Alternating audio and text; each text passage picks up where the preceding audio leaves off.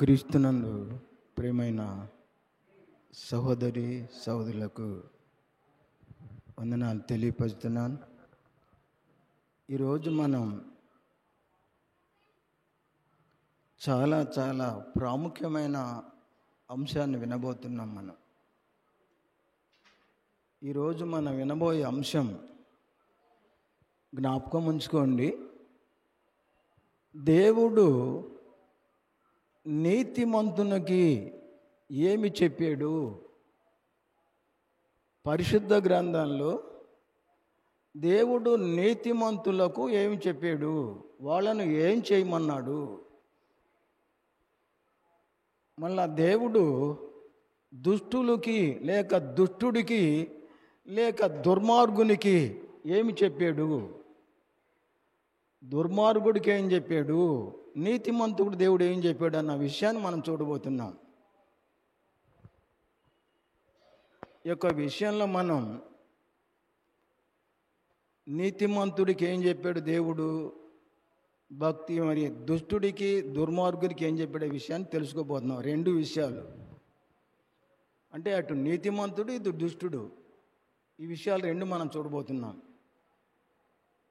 నీతిమంతుణ్ణి ఏమని చెప్పి చేయమన్నాడో గుర్తుంచుకోండి. అంశంలోకి వెళ్ళక ముందే దానిలో పాలవుతూ వినండి. నీతిమంతుడు చెప్పింది ఏందో దాని వినండి, ఆ దుష్టునికి చెప్పింది ఏందో దాని వింటూ ఉండండి. ఆ విషయాన్ని ఇప్పుడు మనం తెలుసుకోబోతున్నాం. చూడండి,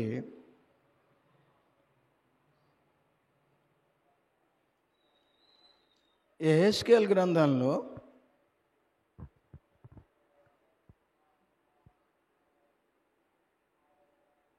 18వ అధ్యాయంలో అక్కడ యెహెజ్కేలు ఏం చెబుతున్నాడో చూడండి. పాపము చేయువాడే మరణము నందును, తండ్రి యొక్క దోష శిక్షను కుమారుడు మోయుట లేదని, కుమారుని దోష శిక్షను తండ్రి మోయడు. నీతిపరును నీతి ఆ నీతిమంతునికే చెందును, దుష్టుని దుష్టత్వము ఆ దుష్టునికే చెందును. అయితే దుష్టుడు తాను చేసిన పాపములన్నిటిని విడిచి నా కట్టడలన్నిటిని అనుసరించి నీతిని అనుసరించి న్యాయము జరిగించిన ఎడల అతడు మరణము నొందడు, అవశ్యముగా అతడు బ్రతుకును. చూసేవా, తండ్రి యొక్క దోష శిక్ష కుమారునికి రాదు, కుమారుడు చేసిన దోష శిక్ష తండ్రికి రాదు. ఎవని పాపం వానికే. మళ్ళీ ఇక్కడ అన్నాడు కదా, దుష్టుడు చేయు దుష్టక్రియలను అతడు మానుకొని నేను చెప్పిన విషయాలు నీతిగా నడుచుకుంటే అతని దుష్టక్రియలు విడిచిపెడితే అతడు మరణమవ్వడు, అతడు నిత్య జీవంలో ఉంటాడు. దుష్టుడు దుష్టక్రియలు విడిచిపెడితే అతడు మరణము నొందడు. అతను చెప్పాడు ఆ విషయాన్ని. ఇక్కడ చూడు మళ్ళీ ఏం చెప్పాడు, 22వ వచనం, అతడు చేసిన అపరాధములలో ఒకటి జ్ఞాపకంలోనికి రాదు. అంటే ఆ దుష్టుడు చేసిన దుష్ట కార్యముల పాపముల అన్నిటిని కూడా దేవుడు అతన్ని విడిచిపెడితే ఒక్కటి కూడా జ్ఞాపకం రాదిక. అతడు బ్రతుకుతాడు, అతడు జీవిస్తాడు. మళ్ళీ చూడండి ఉన్నావా, అతని నీతిని బట్టి దేవుడు అతని నీతిని బట్టి అతడు బ్రతుకును. అతడు చేసిన నీతి కార్యాన్ని బట్టి అతడు బ్రతుకుతాడు. అంటే దుష్టుడు అంతకుముందు. ఇక నీతిమంతుడు చూడు ఏమిటాడు, మళ్ళీ దుష్టుడు చూడు ఏమిటాడు, దుష్టుడు మరణము నొందుట చేత నాకేమాత్రమైన సంతోషము కలుగునా? ఒకవేళ దుష్టుడు తన ప్రవర్తన దిద్దుకోకుండా చనిపోతే నాకు ఏమాత్రమైన సంతోషం ఉండదు. చూడండి, ఒక దుష్టుడు దుష్ట ప్రవర్తన చేసేటప్పుడు చనిపోతే అతడు చనిపోవటం వలన నాకేమాత్రము సంతోషం ఉండదు. చూడు, దేవుడు దుష్టుల ఎడల ఎంత తన కృపను చూపుతున్నా చూడండి. దుర్మార్గుడు కూడా మారు మనసు పొందాలి అంటున్నాడు ఆయన. అప్పుడు అలా వాడు దుష్టుడుగా చనిపోవటం నాకేమాత్రం సంతోషం కాదు అంటున్నాడు. మళ్ళీ అక్కడ క్వశ్చన్ మార్క్ ఇచ్చాడు. మళ్ళీ ఏమున్నాడు ఇక్కడ, వారు తమ ప్రవర్తన దిద్దుకొని బ్రతుకుటయే నాకు సంతోషము, ఇదే ప్రభువు యెహోవా వాక్కు. వారు తమ ప్రవర్తన దిద్దుకొని బ్రతుకుటయే నాకు ఇష్టము, ఇది చేయాలి. దుష్టుడికి ఈ మాట చెప్తున్నాడు దేవుడు. మళ్ళా చూడు, నీతిమంతుడికి ఏం చెప్తున్నాడు ఆయన, 24 వచనం. అయితే నీతిపరుడు తన నీతిని విడిచి పాపము చేసి దుష్టులు చేయు యయక్రియలన్నిటిని ప్రకారం జరిగించిన యెడల అతడు బ్రతుకునా, అతడు చేసిన నీతి కార్యములు ఏమాత్రమును జ్ఞాపకంలోనికి రావు. అతడు విశ్వాసఘాతకుడై చేసిన పాపమును బట్టి మరణమునందును. చూసేవా, అది వరకు అతను చేసిన నీతి క్రియల్లో ఒక్కటి కూడా జ్ఞాపకంలోనికి రాదు. చూడు ఎంత తీవ్రమైనటువంటి పరిణామం ఉందో అతనికి. మళ్ళా చూడండి, అయితే నీతిమంతుడు తన నీతిని విడిచి పాపము చేసి దుష్టులు చేయు హేయక్రియలన్నిటిని ప్రకారం జరిగించిన యెడల అతడు బ్రతుకునా, అతడు చేసిన నీతి కార్యములు ఏమాత్రమును జ్ఞాపకంలోనికి రావు. అతడు విశ్వాసఘాతకుడై చేసిన పాపమును బట్టి మరణమునందును. అయితే ఈ విషయం గుర్తు, అతడు చేసిన పాపాన్ని బట్టి అతడు మరణం నొందుతాడు. 26వ వచనం చూడండి. నీతిమంతుడు తన నీతిని విడిచి పాపము చేసిన ఎడల అతడు దానిని బట్టి మరణమునందును. తాను పాపము చేయుటను బట్టియే కదా అతడు మరణమునందును. చూసేవా, అతడు పాపం చేయబట్టి కదా నీతిని విడిచి అతడు మరణం నొందేది. పైగా అతడు చేసిన దుష్టక్రియల్లో ఏది కూడా జ్ఞాపకానికి రాదు అని చెప్పాడు. ఇక్కడ ఒక విషయం గుర్తుంచుకోండి, ఈ సబ్జెక్టు మీకు అర్థం అవడానికి ఒక కీర్తన పాడుతున్నా, గుర్తుపెట్టుకోండి మీరు. చూడు, సాగిపోయే నేస్తమా ఆగు ఆగుమా, నేను చెప్పే ఈ సత్యం ఆలకించుమా.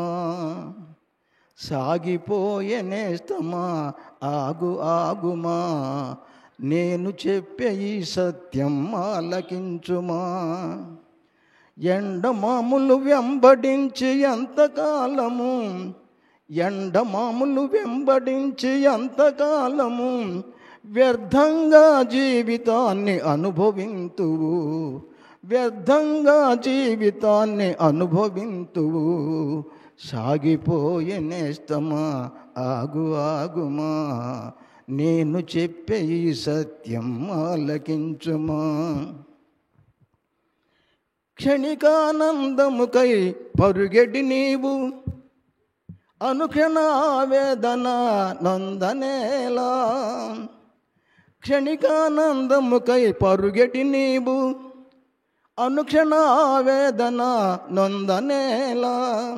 లోక పాపములను లోక భోగములను అనుభవించుచు అంతమందు పొందబోయే గతిని ఎరుగుమా. సాగిపోయే నేస్తమా ఆగు ఆగుమా, నేను చెప్పే ఈ సత్యం ఆలకించుమా. ఎండమాములు వెంబడించి ఎంతకాలము, ఎండమాములు వెంబడించి ఎంతకాలము, వ్యర్థంగా జీవితాన్ని అనుభవింతువు, వ్యర్థంగా జీవితాన్ని అనుభవింతువు. ఆగిపోయే నేస్తమా ఆగు ఆగుమా, నేను చెప్పే ఈ సత్యం ఆలకించుమా. క్షణికానందముకై పరిగెడి నీవు. చూడంటే, క్షణికానందముకై పరుగెడి నీవు. చాలా వేదంతో ఉంటాడు అతను. ఆ విషయాన్ని వివరించి చెప్తున్నాడు ఈయన. నీటి ఆవిరిరా మానవ బ్రతుకు, ఏ క్షణమే మగునో తెలియదు నీకు. నీటి ఆవిరిరా మానవ బ్రతుకు, ఏ క్షణమే మగునో తెలియదు నీకు. చిటికలోన చితికిపోయే నీటి బుడగరా, చిటికలోన చితికిపోయే నీటి బుడగరా. చూడు, చిటికలోనే చితికిపోద్ది నీటి బుడ, చిటికలోనే చితికిపోయే నీటి బుడగరా. గడియలోనే కాలిపోవు గడ్డి పూసరా. సాగిపోయే నేస్తమా ఆగు ఆగుమా, నేను చెప్పే ఈ సత్యం ఆలకించుమా. ఎండమాములు వెంబడించి అంతకాలము, ఎండమాములు వెంబడించి అంతకాలము, వ్యర్థంగా జీవితాన్ని అనుభవింతువు, వ్యర్థంగా జీవితాన్ని అనుభవింతువు. సాగిపోయే నేస్తమా ఆగు ఆగుమా, నేను చెప్పే ఈ సత్యం ఆలకించుమా. నిలువక పరిగెడి నీడలాంటిది. చూడు, మానవ జీవితం నిలువక పరిగెడి నీడలాంటిది. కొంతసేపు కనబడి అంతలోనే మాయమౌ, కొంతసేపు కనబడి అంతలోనే మాయమౌ, ఆవిరి వంటిది మానవ బ్రతుకు. సాగిపోయే నేస్తమా ఆగు ఆగుమా, నేను చెప్పే ఈ సత్యం ఆలకించుమా. ఎండమాములు వెంబడించి ఎంతకాలము, ఎండమాములు వెంబడించి ఎంతకాలము, వ్యర్థంగా జీవితాన్ని అనుభవింతువు, వ్యర్థంగా జీవితాన్ని అనుభవింతువు. సాగిపోయే నేస్తమా ఆగు ఆగుమా, నేను చెప్పే ఈ సత్యం ఆలకించుమా.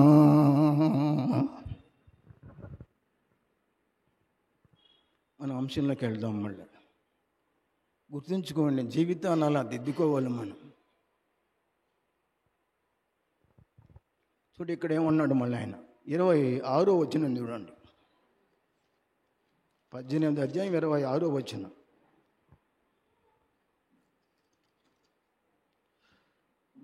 నీతిపరుడు తన నీతిని విడిచి పాపము చేయించిన ఎడల అతడు దానిని బట్టి మరణము నొందును. తాను పాపము చేయుటను బట్టియే కదా అతడు మరణము నొందును.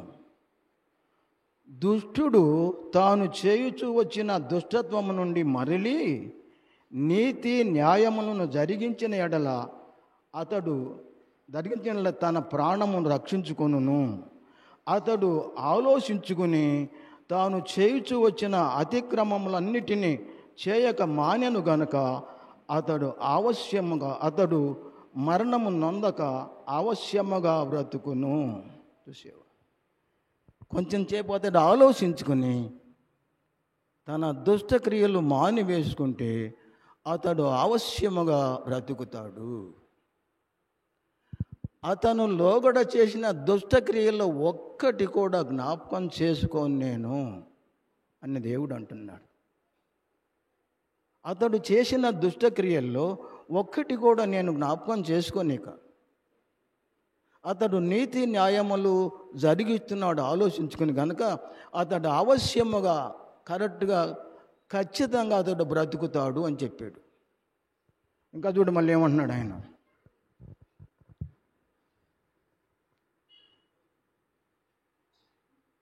మళ్ళా 28 చూడండి. అతడు ఆలోచించుకుని తాను చేయించు వచ్చిన అతిక్రమలన్నిటినీ చేయక మానేను గనుక మరణము నొందక అవశ్యముగా బ్రతుకును. అయితే 30 చూడండి. కాబట్టి ఇశ్రాయేలులారా, ఎవని ప్రవర్తన బట్టి వానికి శిక్ష విధింతును. మనస్సు త్రిప్పుకొని మీ అక్రమములు మీకు శిక్షకు కారణములు కాకుండానట్లు వాటన్నిటినీ విడిచిపెట్టుడి.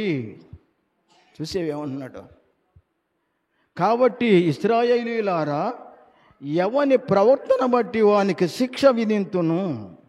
మనస్సు త్రిప్పుకొని మీ అక్రమములు మీకు శిక్షకు కారణములు కాకుండానట్లు వాటన్నిటిని విడిచిపెట్టుడి.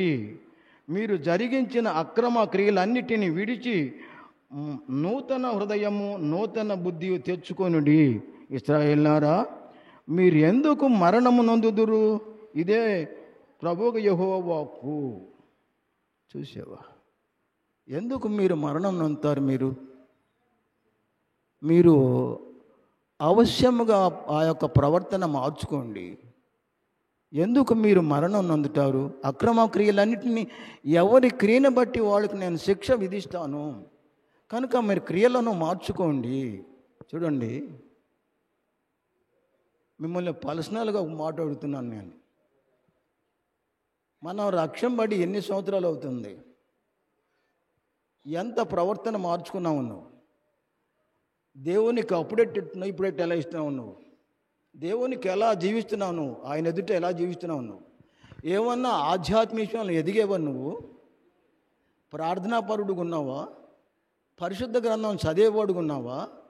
నీతిమంతుడిగా జీవిస్తానికి లోకంలో స్టార్ట్ చేస్తున్నావా? ఏం చేస్తున్నావు నువ్వు? ఇవి నేను కాదు, ప్రభు అడుగుతాడు రేపు నిన్ను నీతిమంతుడు చేసాడు దేవుడు. అలాగ జీవిస్తున్నావా లేదా? అందుకనే ఎవని క్రియలను బట్టి వానికి నేను శిక్ష విధిస్తాను. అలాంటప్పుడు ఇతరులను మనం దేశించడం నేరమే కదా. అతను చేసిన పాపం అతను శిక్ష అనుభవిస్తాడు. మనకెందుకు అది? మనం చేద్దని చెప్పటమే, చేయొద్దని చెప్పటమే. కానీ అతను మార్చుకుంటే సరే ధన్యుడు అవుతాడు. అతను మార్చుకోకపోతే అతను తానే శిక్ష పొందుతాడు, కానీ ఇంకెవరిని శిక్ష పొందనేలేడు. అతని పాపం అతనేమిటని పోతుంది, ఇంకొకరికి రాదు. అది తండ్రిది కుమారుడికి, కుమారుడు తండ్రికి రాదని చెప్పేశాడు స్పష్టంగా. మళ్ళీ ఇక్కడ చూడు ఏమన్నాడు ఆయన,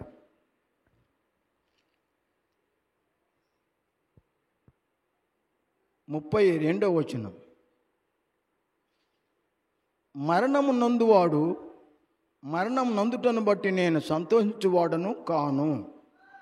ఆ పాపక్రియలు చేస్తూ దుష్టుడు మరణం నొందేవాడు మరణం నొందుట వలన నేను సంతోషించేవాడిని కాదు. నువ్వు సంతోషిస్తావు.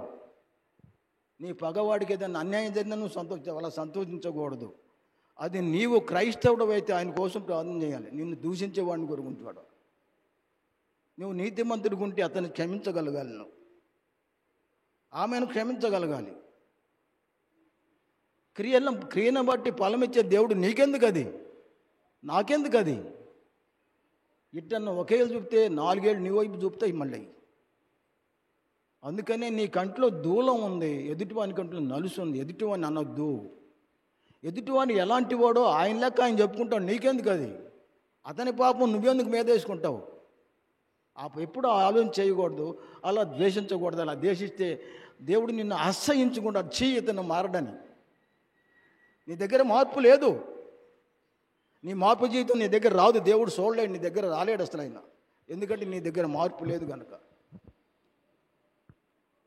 చేయమైనా ఏమన్నా సంతోషించువాడను కాను. కావున మీరు మనస్సు త్రిప్పుకొనుడి, అప్పుడు మీరు బ్రతుకుదురు.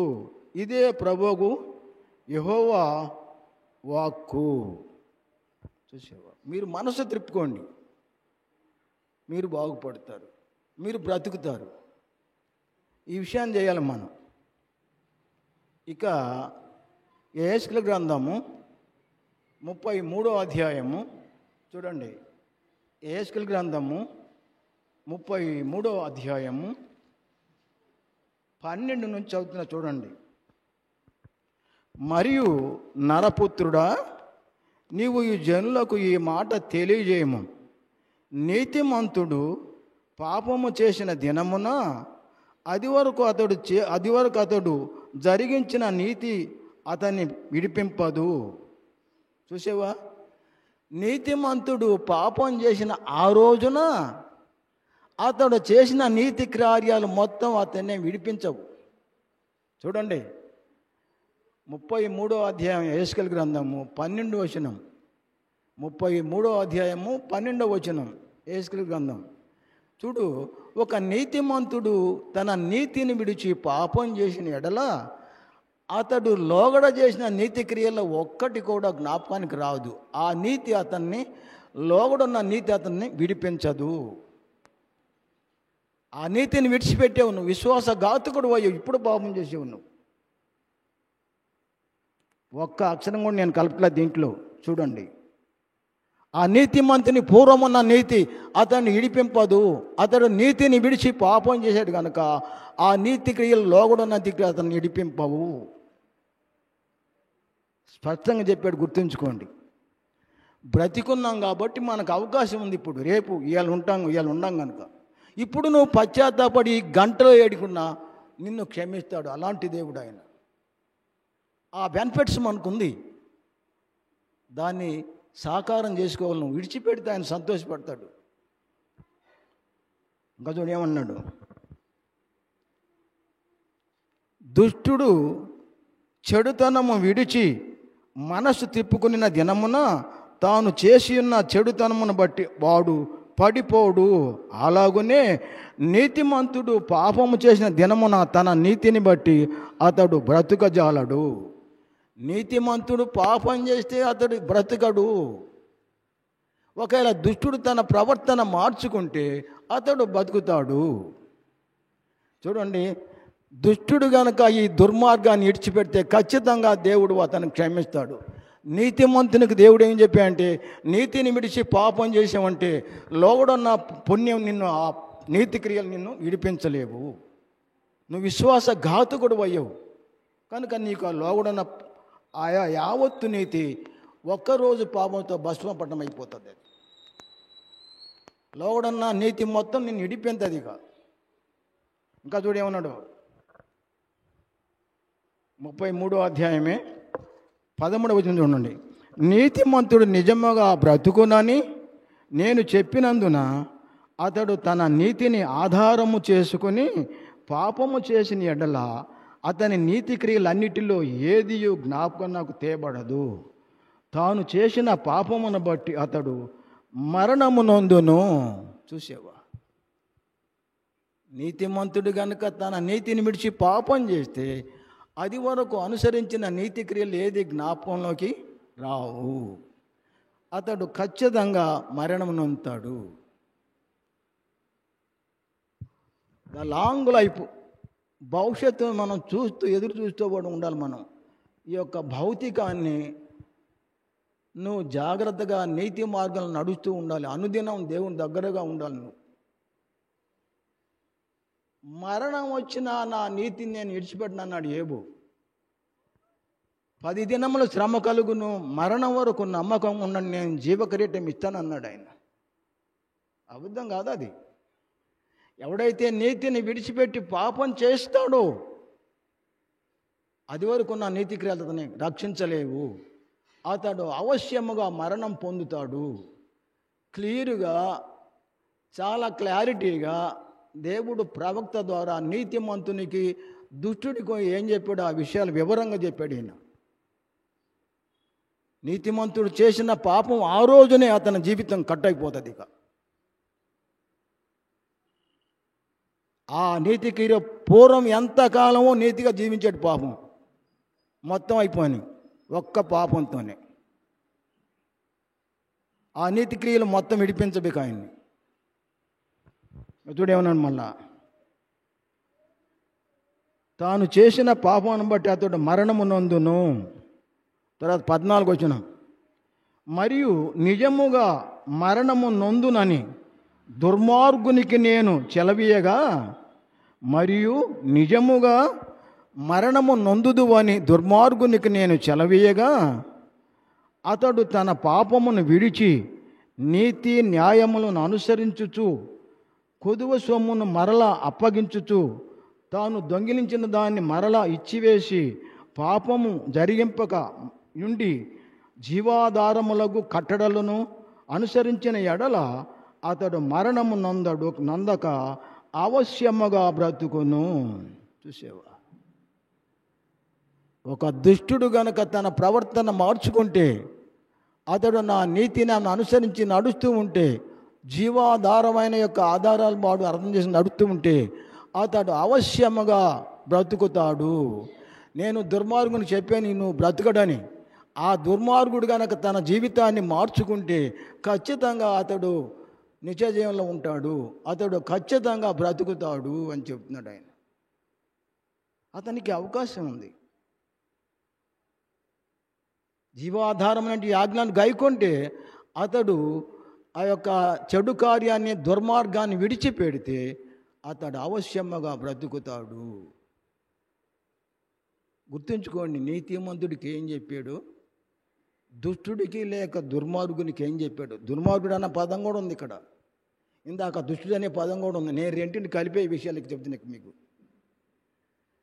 చాలా కష్టపడి చెప్తున్నా, మీ యొక్క ప్రవర్తన దిద్దుకుంటారని, మనం అందరం కలిసి దేవుని దగ్గరగా జీవిద్దామని, అనేక మందికి ఈ విషయాలు చెప్తారని కూడా నేను చాలా తీవ్రంగా నేను కష్టపడి ఈ విషయాలు, లేఖనాల్లో ఉన్న విషయాలు దేవుడు మనకు తెలియపరుస్తున్నాడు. కష్టపడేది నేను కాదు, మనందరికీ తోడయి ఆయన కృపే మనకు రక్షణ ఇచ్చాడు. ఆయన కృపే కష్టపడుతుంది, కానీ మనం కాదు, నేను కాదు.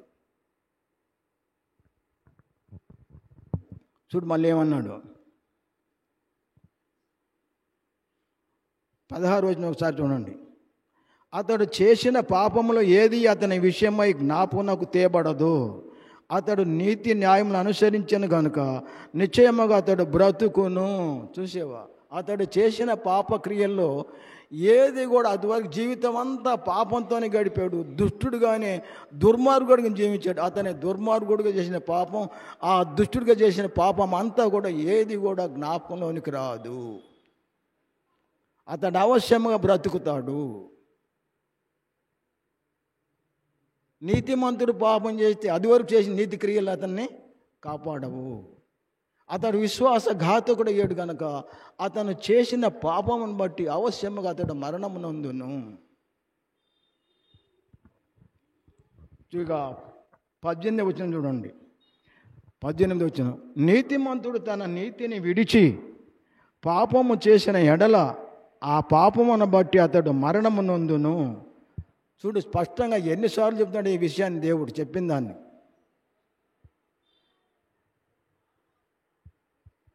నీతిమంతుడు తన నీతిని విడిచి పాపము చేసిన ఎడల ఆ పాపమును బట్టి అతడు మరణమునందును. మరియు దుర్మార్గుడు తన దుర్మార్గాన్ని విడిచి నీతి న్యాయములను అనుసరించిన ఎడల వాటిని బట్టి అతడు బ్రతుకును. చూసేవా, మళ్ళా చెప్తున్నాడు ఈ విషయాలను ఆయన. 19:20 కూడా చూడండి. మరియు దుర్మార్గుడు తన దుర్మార్గాన్ని విడిచి న్యాయములను అనుసరించిన ఎడల వాటిని బట్టి అతడు బ్రతుకును. 20 వచనం, యెహోవా మార్గము న్యాయము కాదని మీరు అనుకొనుచున్నారే ఇశ్రాయేలులారా, మీలో ఎవని ప్రవర్తన బట్టి వానికి శిక్ష విధింతును. చూసేవా, ఇశ్రాయేలులారా, యెహోవా ఇది న్యాయం కాదని మీరు అనుకుంటున్నారు. మీలో ఎవని పాపాన్ని బట్టి వాడికి నేను శిక్ష విధిస్తాను. అందుకనే లాస్ట్ గ్రంథంలో, ప్రకటన గ్రంథం చెప్పాడు చూడండి ఒక మాట. ప్రకటన గ్రంథం 22వ అధ్యాయము 11వ వచనం చూడండి. 11వ వచనం, ప్రకటన గ్రంథము 22వ అధ్యాయము 11 చూడండి. 11వ వచనం కానీ చూడండి. ఇక్కడ పరిశుద్ధాత్ముడి కలం కింద పెడతాడు. ఇది రాసిన తర్వాత పరిశుద్ధ గ్రంథం ఇక్కడ రాయలేదు. 11 కానీ చూడు ఏమన్నాడు, అన్యాయము చేయువాడు ఇంకనూ అన్యాయమే చేయనిమ్ము, అపవిత్రుడైన వాడు ఇంకనూ అపవిత్రుడిగానే ఉండనిమ్ము, నీతిమంతుడు ఇంకనూ నీతిమంతుడిగానే ఉండనిమ్ము, పరిశుద్ధుడు ఇంకనూ పరిశుద్ధుడిగానే ఉండనిమ్ము. ఇదిగో త్వరగా వచ్చుచున్నాను, వాని క్రియల చొప్పున ప్రతి వానికి ఇచ్చుటకు నేను సిద్ధపడిన జీతం నా యొద్ద ఉన్నది. చూసేవా, నీతిమంతుడు ఇంకా నీతిమంతుడికి ఉండని, అన్యాయస్తుడు ఇంకా అన్యాయస్తుడికి ఉండని, పాపం చేసేవాడిని ఇంకా పాపం చేయని, వాని క్రియలను బట్టి ప్రతిఫలం ఇస్తానికి జీతం నా వద్ద ఉన్నది. నేను ఇస్తాను జీతం. నీకెందుకు, నాకెందుకు, ఆయన ఇస్తాడు జీతం. నువ్వు అక్కడిని దూషిస్తే ఆ పాపం నీ జాలకు మళ్ళీ ఇంకోటి మేదేసుకుంటావు. నువ్వు అది కాదు, నువ్వు జీవితంలో రక్షణ కాపాడుకునే ముందు నిన్ను నువ్వు కాపాడుకోవటం, భద్రంగా ఉంచుకోవటం, దుష్టుడికి దొరకకుండా ఉండటం జీవితం. కానీ ఇతరులను దూషించడం నువ్వు చాలా పాపం. అది ఉండని, అలాగే ఉన్నాను. అని తిట్టేవాడిని ఇంకా తిట్టని, దూషించేవాడిని ఇంకా దూషించని, అన్యాయస్తుని ఇంకా అంచేని ఉండని, నీతిమంతుని ఇంకా నీతిమంది ఉండని, పరిశుద్ధిని ఇంకా పరిశుద్ధి ఉండని. వాని క్రియలను బట్టి నేను సిద్ధపడిన జీతం నా యొద్ద ఉన్నది. ఆయన ఇస్తాడు రేపు. అది ఎలా తప్పించుకుంటావు దాన్ని? చూడండి ఈ విషయాన్ని. అందుకని అన్నాడు యోబు గ్రంథంలో, మరణమగు వరకు నా నీతిని విడిచిపెట్టను. ఏమన్నాడు? మరణమగు వరకు, అప్పుడు దాకా. అంటే నేను ఎప్పటికి మధ్యలో పాపం చేయను, చనిపోయిన దాకా నా నీతిని విడవకుండా గట్టిగా పట్టుకుంటాను నేను దాన్ని అన్నాడు ఆయన. యోబు గ్రంథము 27వ అధ్యాయము చూడండి, గుర్తుపెట్టుకోండి. మీరు కూడా నీతిమంతుల పట్టికలో ఉండాలంటే ఆ పని మీరు చేయాలి ఈ లోకంలో. అది కష్టమైన పని కాదు, అది తేలికైన పనే. ఆ జీవితం ఎంతో ఆనందంగా ఉంటుంది. అది ఇతరులను మనకేమి ద్వేషంగా ఉంటే సంతోషంగా ఉంటుంది మన హృదయంలో. అవి పెట్టుకుంటే ఆడు సంతోషంగా ఉండడు, ఇంకోళ్ళు కూడా సంతోషంగా ఉన్నాడు. చూడండి ఇక్కడ ఏమన్నాడు? యోబు గ్రంథము 27వ అధ్యాయము 5-6 వచనాలు చూడండి బైబిల్లో.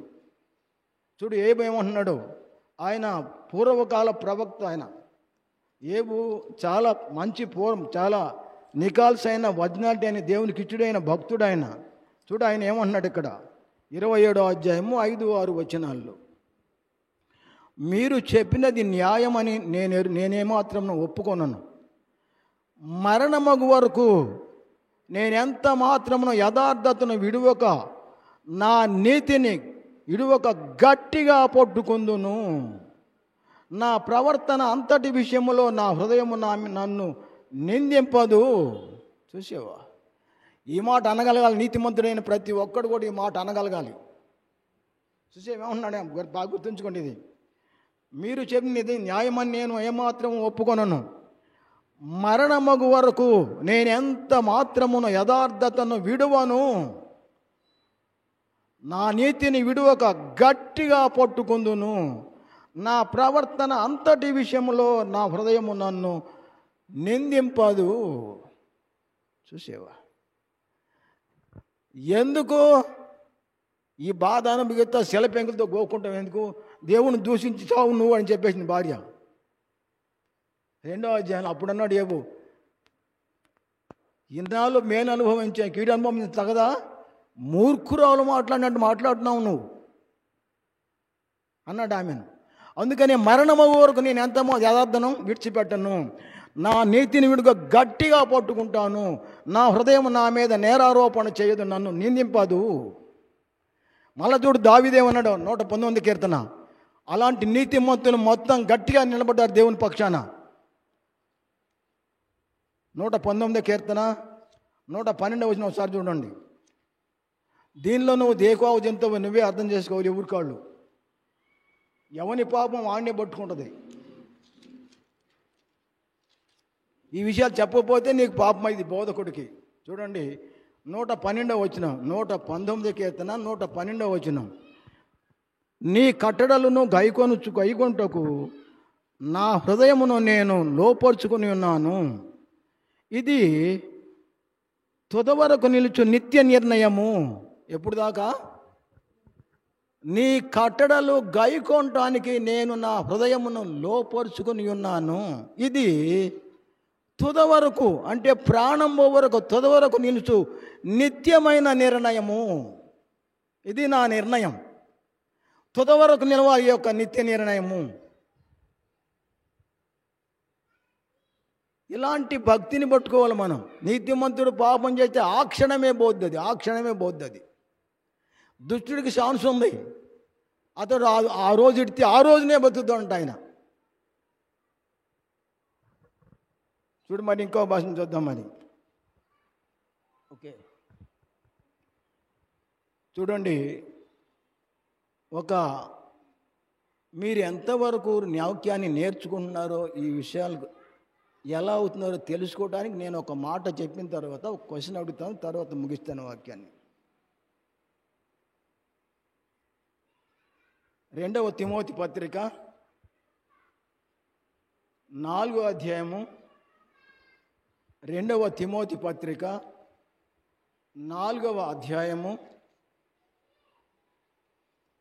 7-8 వచనాలు 2వ తిమోతి పత్రిక 4వ అధ్యాయము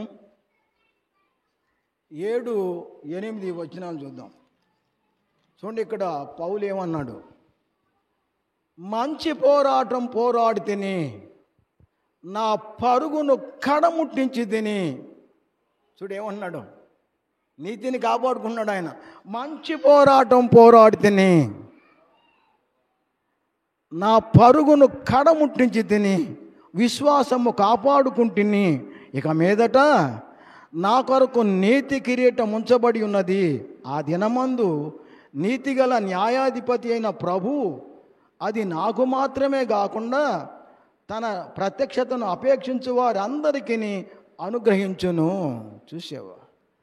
మంచి పోరాటం పోరాడి తిని నా పరుగును తుదమట్టించి తిని విశ్వాసాన్ని కాపాడుకున్నాను. ఇదిగో ఇక మీదట నా కొరకు నీతి కిరీటం ఉంచబడి ఉన్నది. అది నాకు మాత్రమే కాదు, తన రాకను అపేక్షించు వారందరికీ అది ఉన్నది. అది ఆయన అనుగ్రహిస్తాడు. ఆ కిరీటం నీకు వద్దు, అవసరం లేదా? ఈ లోకం పోటీలో గెలిచినోడు ఒక్కడికే కిరీటం. మనం అందరికి ఉన్న కిరీటం. ఇద్దరు పోటీ పెడితే గెలిచినోడికే పోటీ కనుక గెలిచినోడికి ఇస్తాడు ఆ కిరీటం. మనకు అట్లాంటి కాదు, ఆ భౌతికమైన కిరీటం కాదు, క్షయమైపోయే కిరీటం కాదు, అక్షయమైన కిరీటం. యుగ అలాగుంటుంది ఆ కిరీటం. అది ఇస్తాడు మనకు దేవుడు. అక్షయమైన శరీరం. ఈ శరీరానికి, ఆ శరీరానికి రక్తము, మాంసము, వృద్ధాప్యము, మరణము, దుఃఖము, వ్యాధి బాధలు ఏముండవు ఇక దానికి. ఇక యుగయుగాల ప్రభుని స్తుతించే మహిమ శరీరం ఇస్తాడు మనకు. అప్పుడు పరలోకంలో ఇది పోయిన తర్వాత ఎంత ధన్యత ఉందో. అందుకనే ఈ లోకంలో వచ్చే శ్రమలు ఏమీ లెక్కేసుకోవాలి వాళ్ళు. చూడండి, దీనికి మీరు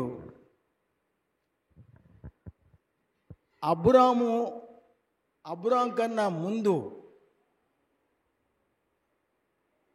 దేనివల్ల రక్షణ మనకు వచ్చిందని చెప్పింది ఎవరు? నీతిమంతుడు ఎలా అయ్యావో మీకు చెప్పాను నేను. ఎంతమంది గుర్తుంది అది? ఒక రోజున్న అంశం మీకు పోయిన అంతకు ముందు వారం చెప్పాను మీకు. నీతిమంతుని గురించే చెప్పే అంశం అంతా కూడా రాసుకుంటే జ్ఞాపకం ఉంటుంది, చదివితే జ్ఞాపకం ఉంటుంది. ఈ పూర్ణ పోతే ఏం జ్ఞాపకం ఉంటుంది? అది మీకు కనీసం రాసుకున్న చదువు అన్న ఉంటే, రాసుకోగలిగి నువ్వు రాసుకుని ఇంటికి పోయి మళ్ళీ చదివితే వారం వచ్చే లోపల అవి నిన్ను ప్రేరేపిస్తూ ఉంటాయి. అప్పుడు జీవితాన్ని నువ్వు మార్చుకోవడానికి అవకాశం ఉంటుంది. ఏం చేస్తాం? మీరు రాసుకోవాలి వాటిని, జ్ఞాపకం ఉంచుకోవాలి వాటిని. అందుకనే వాక్యం వినిపోయేవాడు వల్ల ఏమి దేవుడు సంతోషపడడు, తాను మార్పు చెందితే సంతోషపడతాడు. చూడు, ఇంకో విషయం చూద్దాం మళ్ళీ. చెప్పండి, మరి దేనివల్ల మనం నీతిమంతులు అయ్యాం? చెప్పండి, దేనివల్ల నీతిమంతులు అయ్యాం మనం? మీ అందరు విన్నారు ఈ అంశం. దేనివల్ల నీతిమంతులు అయ్యేమో చెప్పాను క్లియర్గా మీకు నేను. దేనివల్ల అయ్యాం మనం? క్రియల వలన కాదు.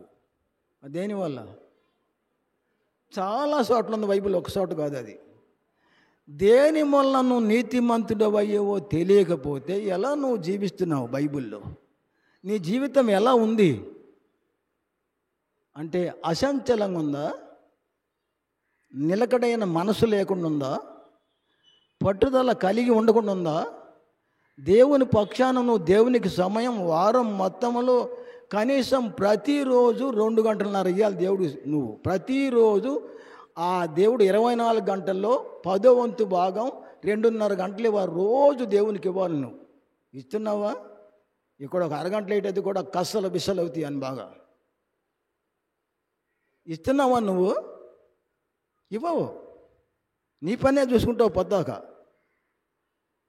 అది దేవుడు నేర్చుకునేది కాదు. అది దేనివల్ల రక్షణ ఉందో ఒక మాట చదువుతున్న ఇప్పుడు ప్రభు చిత్తమతి వచ్చే వారం చూద్దాం. చూడండి,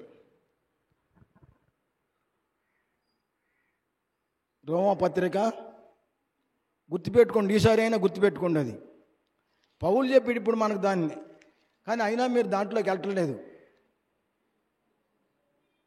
మంచి పోరాటం పోరాడి తిని ఏం కాపాడుకున్నాడు ఆయన? విశ్వాసాన్ని కాపాడుకున్నాను. విశ్వాసం వల్లనే నీతిమంతులం అవుతాం మనం.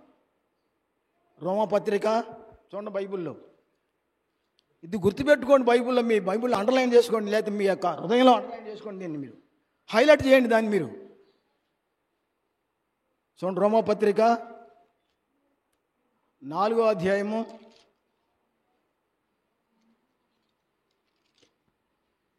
23వ వచనం చదువుతున్నాను. ఏ భేదము లేదు, అందరూ పాపము చేసి దేవుని మహిమను పొందలేకపోతున్నారు. అది పరిస్థితి లోకంలో. అయితే అలాంటి లోకాన్ని చూడు ఏం చేశాడు దేవుడు. కాబట్టి 24వ వచనం, కాబట్టి నమ్మువారు ఆయన కృపచేతనే క్రీస్తు యేసునందలి విమోచనము ద్వారా ఉచితముగా నీతిమంతులుగా తీర్చబడుచున్నారు. పూర్వము చేయబడిన పాపములను దేవుడు తన ఓరిమి వలన ఉపేక్షించినందున ఆయన తన నీతిని కనుపరచునని క్రీస్తు యేసు రక్తమునందలి విశ్వాసము ద్వారా, గుర్తుంచుకోండి, క్రీస్తు యేసు రక్తమునందలి విశ్వాసము ద్వారా ఆయనను కరుణాధారముగా బయలుపరచెను. దేవుడప్పటి కాలమందు తన నీతిని బయలుపరచ నిమిత్తము తాను నీతిమంతుడును యేసునందు విశ్వాసం గలవారిని నీతిమంతుడిగా తీర్చువాడునై ఉండుటకు ఆయన అలాగు చేసెను. యేసునందు, యేసు రక్తమందు విశ్వాసం ఉంచిన వారు నీతిమంతులు అవుతున్నారు ఉచితంగానే. 28 వచ్చిన దీంట్లో 28 వచ్చిన కానించి, కాగా ధర్మశాస్త్ర సంబంధమైన క్రియలు లేకుండా విశ్వాసం వల్లనే మనుషులు నీతిమంతులుగా తీర్చబడుచున్నారని ఎరుగుచున్నాము. చూసావా, ఇది చదవాలి. మనం చదివితే ఒక యాభై హృదయాలు ఆపోరినాయి. మనం ఎలా నీతిమంతులు చెప్పాడు అర్థం చేసిన పౌలేడా. 28 వచ్చిన చూడండి, కాగా ధర్మశాస్త్ర సంబంధమైన క్రియలు లేకుండా విశ్వాసం వల్లనే మనుషులు నీతిమంతులుగా తీర్చబడుచున్నారని ఎంచుచున్నాము. దేవుడు యూదులకు మాత్రమే దేవుడా? అన్యజనులకు దేవుడు కాదా? అవును, అన్యజనులు కూడా దేవుడే. దేవుడు ఒకడే గనుక ఆయన సున్నతి గల వారిని విశ్వాసం మూలముగాను, సున్నతి లేని వారిని విశ్వాసం మూలముగాను నీతిమంతులుగా తీర్చును. చూసావా, ఇది విషయం. విశ్వాసం మూలంగా నీతిమంతులుగా. అందుకనే మంచి పోరాటం పోరాడుతుంది. విశ్వాసాన్ని కాపాడంటే, నీతిని కాపాడుకోవాలంటే విశ్వాసం ఉండాలి మొదట. అప్పుడు విశ్వాసం క్రియ చేసిద్ది. అది విశ్వాసం లేదు కనుక నువ్వు ఏ పడి మట్టి ఆ పని చేస్తావు. మొట్టమొదట ఈ యొక్క పరిశుద్ధులందరి లిస్టులో మొదటి వాడు ఎవరు? పరిశుద్ధుడు చెప్పండి. పరిశుద్ధ గ్రంథంలో ఈ యొక్క పరిశుద్ధుల పట్టికలో మరి పరలోకంలో ఉండే పరిశుద్ధుల గురించి విశ్వాస వీరుల్లో మొదటి వీరుడు ఎవరు? కమాన్ చెప్పండి. విశ్వాసం తెలియకపోతే ఎట్లా నీతిమంతుడు అవుతావు నువ్వు? ఇన్న వాక్యం అంతా ఇక్కడ మర్చిపోతే ఎలాగది? పట్టుదల కలిగి ఉండాలి, బాధ్యత కలిగిన వాక్యాన్ని. ఆశామాష కాదు ఇది. అందుకే భక్తిలో పట్టు సాధించలేకపోతున్నారు, నిలకడగా ఉండలేకపోతున్నారు, ముందుగా రాలేకపోతాం. కారణం కూడా అబ్రహాము 100 ఏళ్ళు కూడా విశ్వాసంలో బలహీనుడు కాదంట. ఆయన విశ్వాసమందు బలవంతుడయ్యాడు. 100 సంవత్సరాలు మళ్ళీ తిరిగి యవనస్తులాగా బలం పొందాడు, మళ్ళా కొడుకునిచ్చాడు ఆయనకి. విశ్వాసమందు బలహీనుడు కాక, విశ్వాసమందు బలహీనులు ఎవరు కాకూడదు. శరీరం ముసలై బలహీన అయిపోతుంది, కానీ విశ్వాసమందు బలంగా ఉండాలి. ఎవరు విశ్వాస వీరుల్లో మొదటి వీరుడు ఎవరు? ఎట్లా ఏం వింటున్నట్టు మనం? విశ్వాస వీరుల్లో మొదటివాడు గుర్తుంచుకోండి, హేబేలు. హెబ్రీ పత్రిక చూడండి బైబిల్లో. హేబేలు మొదటివాడు గుర్తుపెట్టుకోవాలి ఎప్పుడు కూడా మీరు. హేబేలు హెబ్రీ పత్రిక 11వ అధ్యాయం చూడండి. నీతిమంతుడు పట్టికలో ఆయన ఉన్నాడు. విశ్వాస వీరుల్లో మొదటి పేరు ఆయన ఉంది. హెబ్రీ పత్రిక 11వ అధ్యాయము చూడండి. 11వ అధ్యాయము ఈ మాట ఎప్పుడు శరీరంలో ప్రాణంగా లాంగ్ లైఫ్ జ్ఞాపకం ఉండాలి నీకు. ఇక్కడ చూడండి ఏమన్నాడు, 11:4, విశ్వాసమును బట్టి హేబెలు కయ్యోను కంటే శ్రేష్టమైన బలి దేవునికి అర్పించెను. దేవుడు అతన్ని అర్పణను గూర్చి లక్ష్య పెట్టినప్పుడు అతడు ఆ విశ్వాసమును బట్టి నీతిమంతుడని సాక్ష్యము పొందెను. చూసావా, విశ్వాస వీరుల్లో మొదటివాడు హేబెలు. విశ్వాసాన్ని బట్టి మంచి అర్పణ ఇచ్చాడు దేవుడికి. తన మందలో బాగా కొవ్విందాన్ని ఇచ్చాడు ఆయన విశ్వాసాన్ని బట్టి. నీ దగ్గర భక్తి లేకపోతే విశ్వాసం ఎందుకు ఉంటుంది? ఇంకా ఉండదు. చూడేమన్నాడు ఇక్కడ, హేబెల్ ఎందుకు ఉన్నాడు దేవుడు ఇక్కడ? విశ్వాస వీరులు మొదటివాడు ఆయన. చూడేమన్నాడు ఆయన, విశ్వాసమును బట్టి హేబెలు కయ్యోను కంటే శ్రేష్టమైన బలి దేవునికి అర్పించను. దేవుడు అతని అర్పణను గురించి సాక్ష్యం ఇచ్చినప్పుడు అతడు ఆ విశ్వాసమును బట్టి నీతిమంతుని సాక్ష్యం పొందెను. అతడు మృతినందియు ఆ విశ్వాసము ద్వారా మాట్లాడుచున్నాడు. చనిపోయినా కూడా మాట్లాడుతుంట ఆయన విశ్వాసాన్ని బట్టి. కనుక విశ్వాసాన్ని బట్టి అతడు నీతిమంతుడయ్యాడు. విశ్వాసం మూలంగా దేవుడు మన నీతిమంతుని చేసాడు. అందుకే మంచి పోరాడుతుంది, విశ్వాసాన్ని కాపాడుకుంటుంది. అంతే, మన నీతిని కాపాడుకోవాలి. విశ్వాసం వల్లనే నీతిని కాపాడుకోవాలి. కనుక ఈ విషయాన్ని గుర్తుంచుకోవాలని ఏబును చూసే మనం గట్టిగా నేను పట్టుకుంటున్నాడు చనిపోయిన దాకా. దావీదు కూడా నేను అంటే తుద వరకు ప్రాణం పోయేంత వరకు ఈ నిర్ణయాన్ని నేను మార్చుకున్నానని చెప్పాడు ఆయన. అబ్రాహాము అందరికన్నా విశ్వాసులకి తండ్రి అయ్యాడు. కనుక మనం నీతిమంతుడు ఎప్పుడు తొట్టిల్లి పాపం చేయకుండా మరణం వచ్చిన దాకా నమ్మకం ఉంటే జీవకిరీటం ఇస్తాడు. అలాగూ జీవించాలని ఈ మాటలు మీ మనసులో ఉంచుకుని జీవితాన్ని మార్చుకోవాలని, విశ్వాసం బలంగా ఉండాలని. చూడు, విశ్వాసములు అంటే దేవుని యొక్క ఎడల విశ్వాసంగా బలం లేనివాడు దేవునికి ఇచ్చుడు కాదు. ఎవరైతే విశ్వాసం బలంగా లేరో, విశ్వాసము లేకుండా దేవునికి ఇచ్చుడేంటో అసాధ్యం అని చెప్పాడు హెబ్రీ 11:6. విశ్వాసము లేకుండా దేవునికి ఇచ్చుడేమిట అసాధ్యం. విశ్వాస వీరులుగా ఉండాలి, నీతిని కాపాడుకోవాలి. విశ్వాసం బలంగా ఉంటే నీతిని కాపాడుకోవటం. విశ్వాసం మూలంగానే మనలను నీతిమంతులు చేసాడు దేవుడు. ఈ విషయాన్ని మీ మనసులో ఉంచుకోవాలని మిమ్మల్ని అందరినీ హెచ్చరిస్తున్న బ్రతిమలాడుతున్నాను. ఎవరంతటికి వాళ్ళే జీవితాన్ని మార్చుకోవాలి మనం. ఒక మాట చూడండి, ఏబు, దానియేలు, నోవాహు ఈ ముగ్గురిని భక్తులుగా చెప్పాడు దేవుడు. ఒకవేళ ఈ ముగ్గురు కూడా ఒక దేశంలో ఉండి ఆ దేశాన్ని నేను నాశనం చేస్తానని చెప్పినప్పుడు వాళ్ళు ముగ్గురు ఆ దేశంలో ఉన్న ఆ దేశాన్ని నేను కాపాడను అన్నాడు. వాళ్ళ పిల్లలు కూడా నేను కాపాడను అన్నాడు. ఆ నీతిని బట్టి వాళ్ళ ముగ్గురిని మాత్రమే కాపాడుతానన్నాడు. ఇది యెహెజ్కేలు గ్రంథంలో ఉంది. బతికుంటే వచ్చే వారం చూద్దాం మనం. మీ అందరికి వందనాలు. మరి దయగల దేవుడి విషయాలు గుర్తుంచి మనం గుర్తుంచుకోండి. అంటే విశ్వాసం ద్వారా మనం రక్షణ కాపాడుకోవాలి, నీతిమంతులుగా జీవించాలి. ఇది ఎప్పుడు దాకా?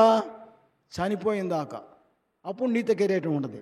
కనుక ఈ పందెంలో ఎంతమంది ఓడిపోతారో ఎంతమంది గెలుస్తారో అప్పుడు తెలిసి రేపు మళ్ళీ. కనుక మీరు బలముగా ఉండాలని దేవుడి యొక్క ఉదయకాలం ప్రభుదిని వాక్య భాగాలు మనకు అందించినందుకు పరలోక తండ్రికి ఆయన కుమారుడైన యేసుక్రీస్తు ద్వారా మనందరి పక్షముగా కృతజ్ఞతాస్తుతులు స్తోత్రములు చెల్లిస్తూ ఉన్నాను. మీ అందరికీ వందనాన్ని తెలియపరుస్తున్నాను. దయచేసి దేవుని దగ్గరగా ఉండండి, బైబిల్ చదవండి, ప్రార్థన చేస్తూ ఉండండి. ఈ మాటలు మీ మనసులో ఉంచుకోవాలని మీరు నా కొరకు ప్రార్థన చేయండి, నేను మీ కొరకు ప్రార్థన చేస్తాను. వందనాలు మరి.